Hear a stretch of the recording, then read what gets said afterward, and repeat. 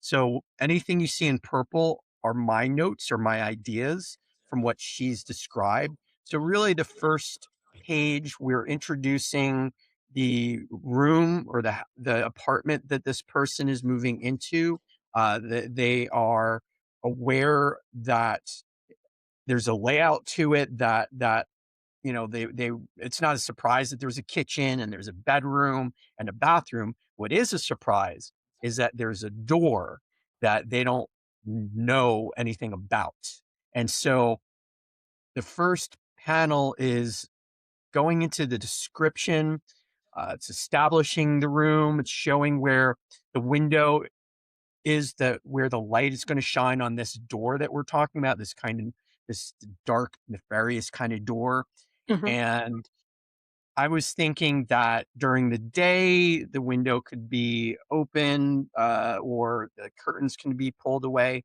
And at night, maybe there's like a street lamp that Mm, shines a light through. So we control that light in a way, right? That's important to be able to I like figure out that. what the light is going to look like early on so that we can not only block or stage where we want the eye to go, but also to figure out like where the light falls on the character and on the boxes and on the all of the TV, all of the things that are in the room, which Mhm. again, it's something that if you're aware of it early on, you can manipulate the viewer to see things in a certain way. Even it may not technically be accurate, but you having that awareness is really important so you can lay those things early in this stage. Mhm. So I figured out in this on this page or in this room, sorry, that they're walking into from the hallway. You've got like the kitchen on the left, which is like an L shape, and there's a window above the sink, and that's where the light's going to mainly be coming in.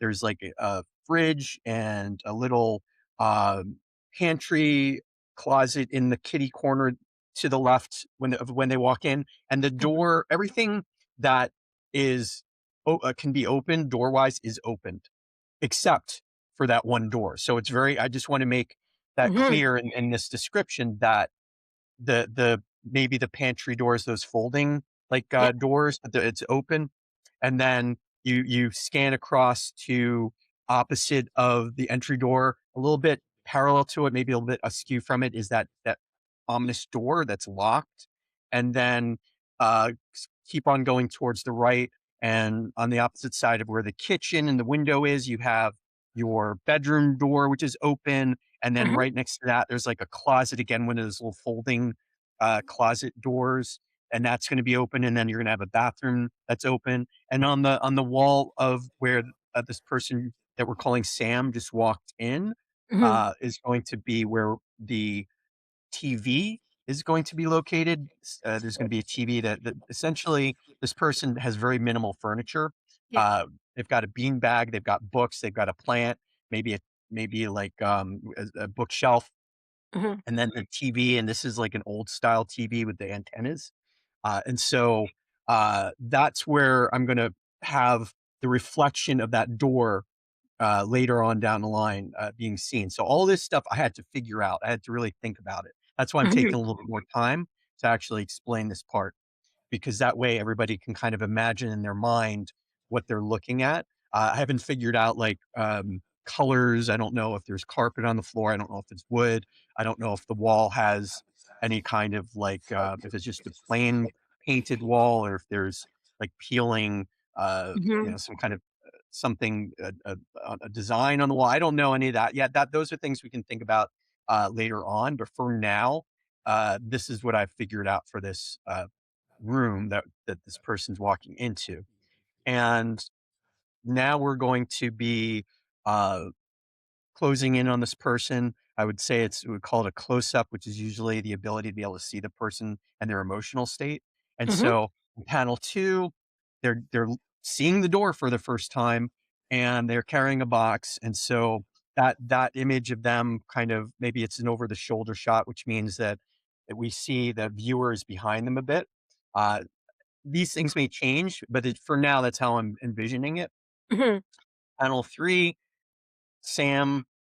I think, the way I'm imagining it is that Sam is actually at this door now, pulling at it, like yanking at it, Yep. and the angle that it's gonna be at, I'm almost thinking it's gonna be, like, almost from the door's perspective, like, a Mhm. little bit off the shoulder of the door. The door is a character in this, so, because I'm gonna use that shot a couple of different times, and it's like an action shot. Just imagine, like, the person's, like, yanking at the Yeah. door. They've entered the kinetic energy of them, like, with their legs, spread out to really make sure they've got a firm hold on the floor, and they're Mhm. just yanking. So that's what I'm imagining for panel 3.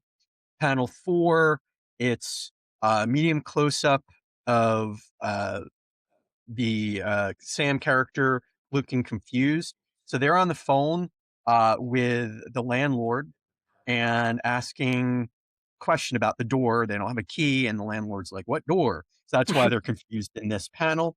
And then Mhm. panel 5, um, I'm thinking that I don't know, I want them almost to be distracted Mhm. because, uh, you're saying, the character's saying, "No, there's never mind."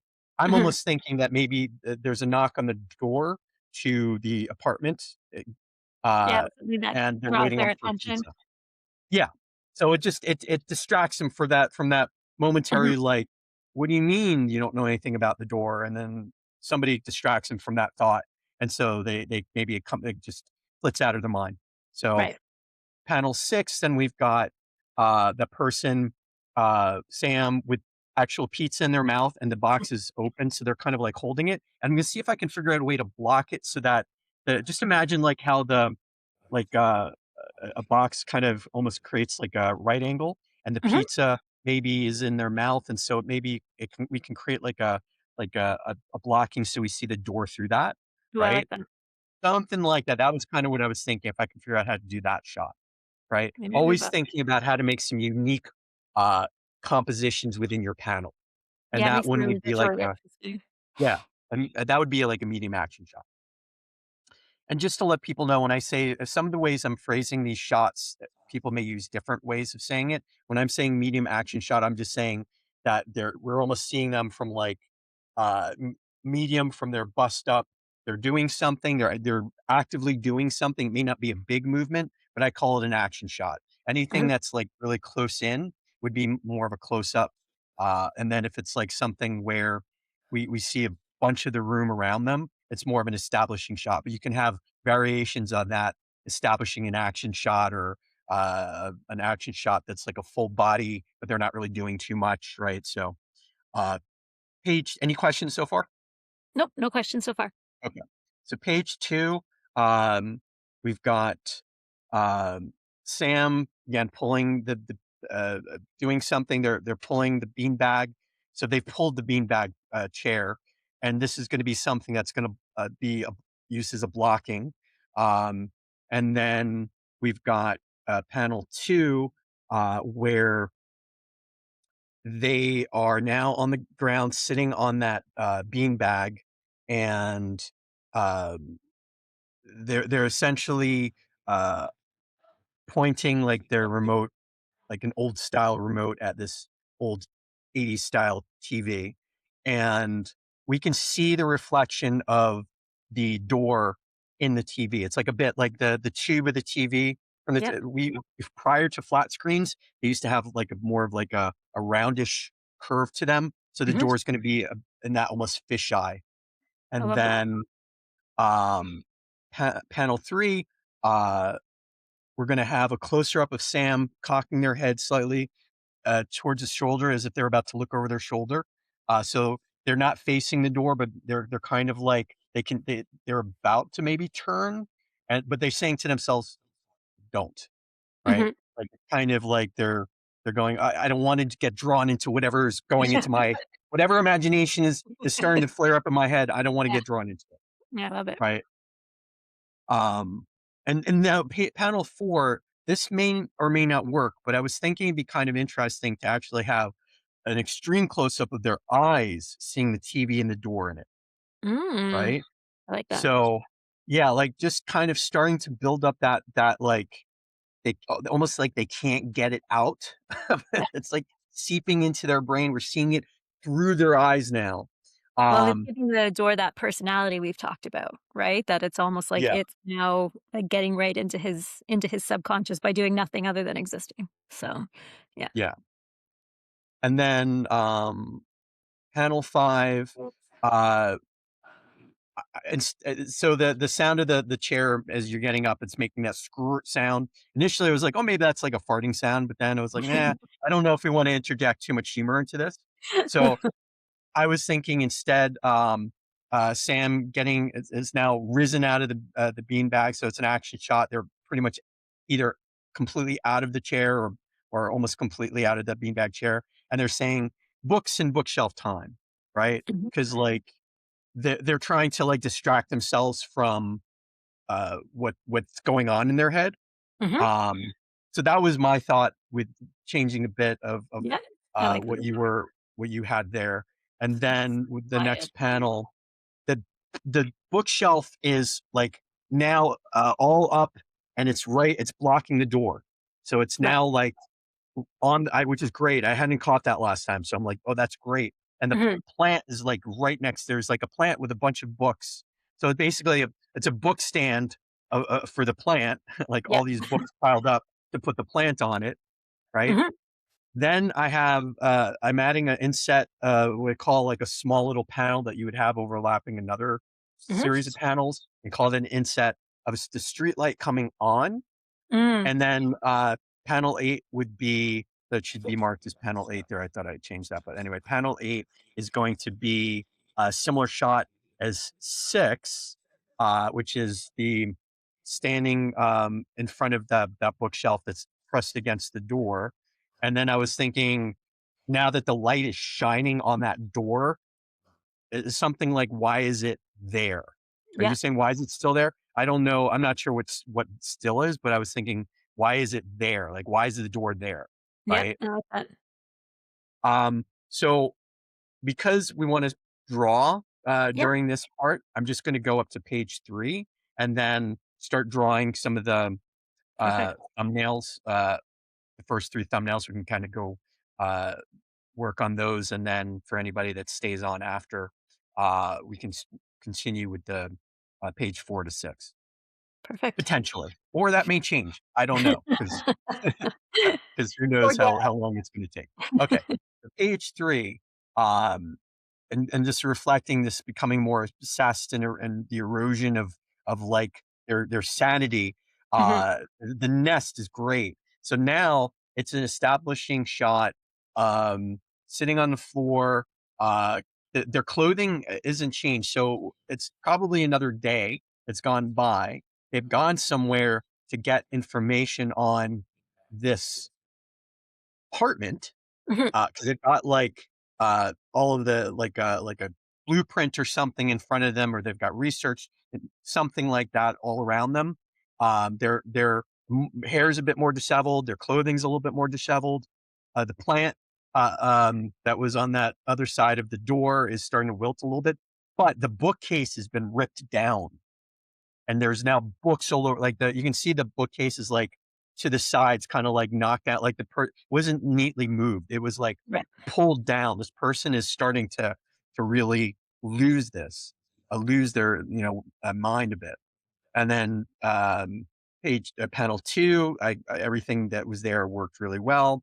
Um, panel 3, similar panel to page 1 where they're on the phone. mhm, This time they've got like a phone cord wrapped around them a little bit more. right, Um, and Sam saying, I need to know what's behind it. And we've got the um, panel 4 now of the Sam talking to the landlord with an angry, shouts, and the landlord basically, "I told you there's no," and then Sam's like, "Then why can I see it?" Right? Click hangs up, yep, and then this is going to be a series. What I imagine it's going to be, even though it says panel 5, it's really going to be like panel 5 through, let's say, 9 or 10. And they're going to be thin little vertical panels of just, and I love this too. This is really good. It's just going to be very simple. Almost, we're going to see the door. We're going to see either the silhouette or partially silhouetted or lit up, depending on the time of day. Sam either standing or sitting or just, but it's the shot's never going to change. It's just going to be that we're going to see time change, Yeah. and that we're going to see Sam kind of going through like a change as well. And those, because there's really no dialogue with it, I don't have to worry. I can make them pretty small, Mhm. not worrying about like making sure it fits with the word balloon. And then, let's call it panel 6, but it's probably really like panel 11 or 12. Uh, so Sam presses an ear to the door, listening too hard. So I'm basically, um,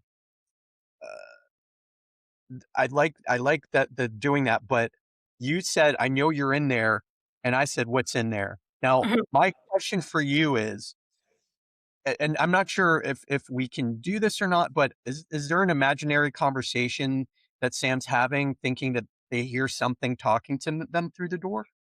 My thought was that, like, part of that mental erosion was a bit of that, like, assumption that somebody was doing this to him, right? That's like that, "I know you're in there," kind of a feeling like that.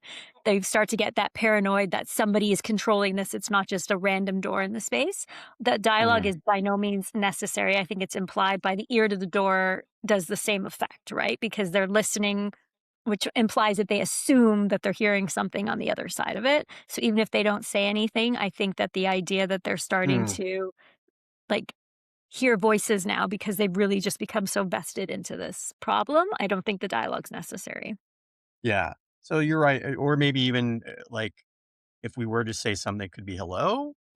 Yeah. Or something like Yeah, it it could be I mean, see if it feels like it needs something, but the visual might be strong enough without that. You get that feeling that they're like, Mhm. like, "What's happening behind you?" Like, "You're laughing at me," kind of a